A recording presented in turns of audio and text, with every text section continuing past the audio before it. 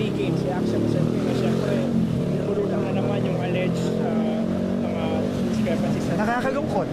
Kasi kung titignan mo yung SEA Games facilities, hindi lang yan nagbibigay sa atin ng pride.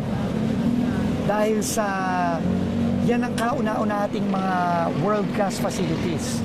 No, pero yung mga atleta natin, ginagamit yan. Dati walang magamit ang mga atleta nating maayos na pasilidad. Ngayon, nakita nyo naman, no, nagsasaksid ang mga atleta natin sa ibang bansa. Pero yan ang kauna-unahang mga world-class facilities na nagagamit nila. Nabisita lang ng Pangulo natin yung National Academy of Sports nung nakaraang mga linggo.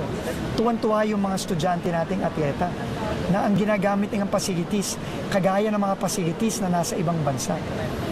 No, nakakalungkot lang. Pero ganun talaga. Pero kampante tayo. Dahil unang-una, ang Asian Development Bank mismo ang nag-advise sa atin dyan. Noong 2018, tinulungan tayo ng ADB dyan. At na-dismiss na yung kasong yan noong 2021. Pero kampante tayo dyan. At kita naman, ganong mga facilities ang dapat ibinibigay ng gobyerno sa ating mga kababayan. Hindi yung mga facilities na sira-sira, ghost projects. Yan ang mga facilities na kitang-kita mo yung kagandahan at talagang nagagamit ng mga kababayan natin. At tuwang-tuwa yung mga atleta natin.